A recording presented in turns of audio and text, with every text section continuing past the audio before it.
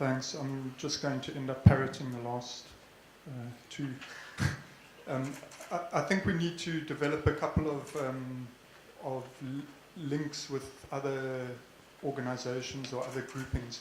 I think the academic research is very critical. It's essential to have this broader understanding.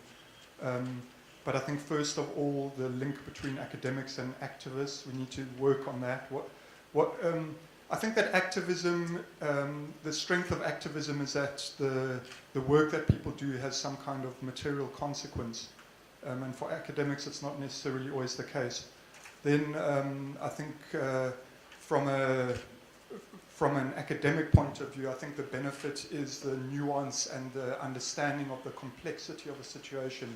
And sometimes sometimes activists tend to make things too sharply black or white, and I think we've seen that quite a lot.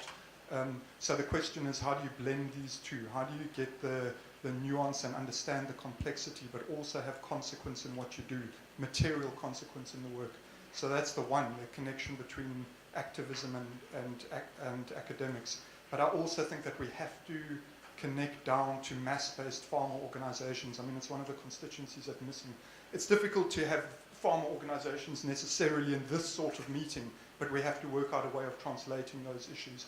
And then another one, I think, is the technical expertise, especially public sector agricultural research institutes. We need to start bringing them into our networks and engaging so that we've got a technical basis for developing an alternative in our society. Okay, so that's that.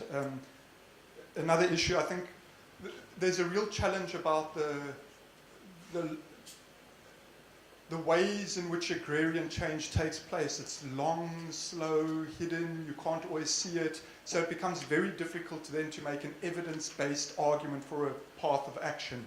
And I think that's a real challenge for us. It's not always easy to see what the impact of green revolution technologies is until 20 years later. Or even the impact of some kind of consolidation of land over time. Those are long-term processes, and we need to develop ways of tracking those things and ways of being able to draw out what's happened from that. And just the last one, I think something which is also rising is that we have a tendency, I think, if I can talk about left activists, social movements, I don't know what,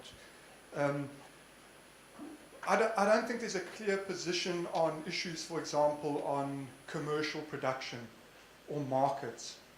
I think this is something that we tend to shy away from, and quite often activists will be almost in principle opposed to those things, but when you speak to farmers, farmers are in favor of those things. And we need to try and bridge that contradiction a little bit.